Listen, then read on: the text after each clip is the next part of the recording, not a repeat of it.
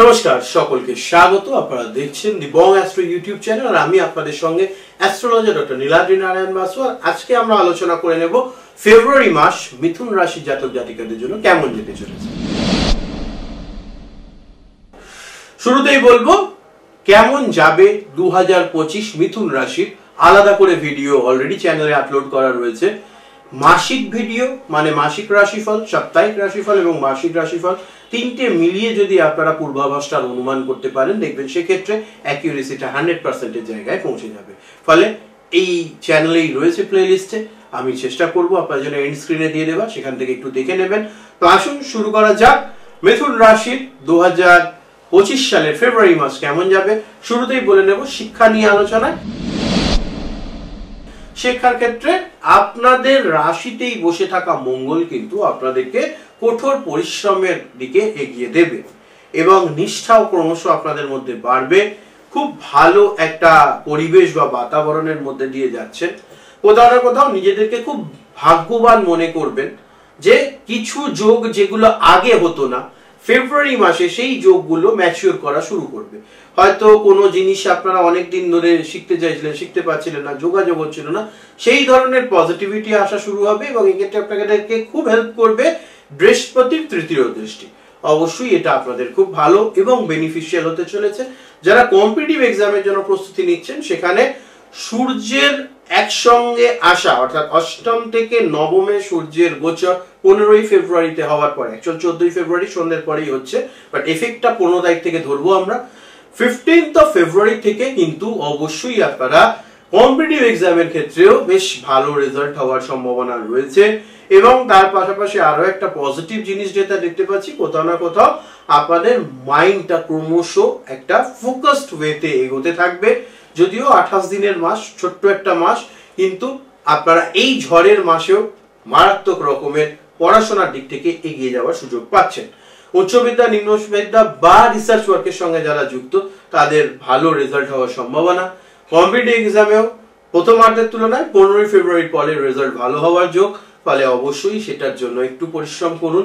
একটা জিনিস খেয়াল রাখতে বলবো, দশমে রাহুর সঙ্গে শুক্র একসঙ্গে, ফলে আমি বলবো একটু পড়াশোনাতে মনোযোগটা বাড়ানোর দরকার রয়েছে। অবশ্যই রিলেশনশিপ, প্রেম এগুলো তো থাকবেই লাইফে, কিন্তু ফোকাসটা নড়ে গেলে প্রবলেম। একটু বিষয়টা খেয়াল রাখুন। চলে আসবো এরপর অবশ্যই আমাদের অতি পরিচিত কেরিয়ার নিয়ে আলোচনায়।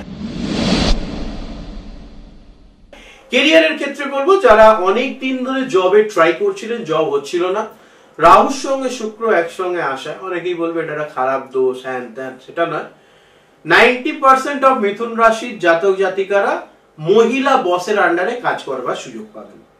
হয়তো আপনি সেম ফ্যাক্টরিতেই থাকবেন, সেম কোম্পানিতেই থাকবেন, আপনার বস চেঞ্জ হয়ে আপনারা মহিলা বসের আন্ডারে কাজ করা শুরু করবেন। দেখবেন অদ্ভুত ভাবে এটা মিলে যাবে আর কি। এই ঘটনা ঘটবেই নিশ্চিত রূপে। তার পাশাপাশি আরো একটা জিনিস হচ্ছে যেটা খুব পজিটিভ দেখতে পাচ্ছি আমি এখানে, সেটা হচ্ছে যারা এতদিন জব ছিল না তাদেরও জব হয়ে যাওয়ার একটা সম্ভাবনা রয়েছে এবং কারোর মাধ্যমে, মানে কেউ একজন আপনাদেরকে খবর দেবে, সেখান থেকে জব হওয়ার একটা শুভ সূচনা রয়েছে। ভালো জিনিস। যারা মনে করছেন জব সুইচ করবেন, জব চেঞ্জ করবেন, তাদের জন্য 14ই ফেব্রুয়ারির পরবর্তী সময় খুবই ভালো, পজিটিভ।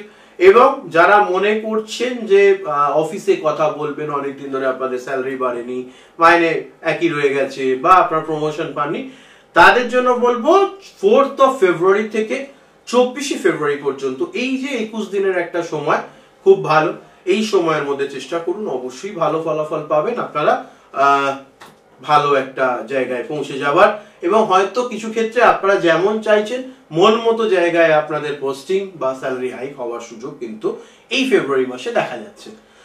ফেব্রুয়ারি মাস আরো একটি কারণে বিশেষ, কারণ মহাকুম্ভ অনুষ্ঠিত হতে চলেছে এই সমগ্র মাস জুড়ে 26 ফেব্রুয়ারি পর্যন্ত প্রয়াগরাজে।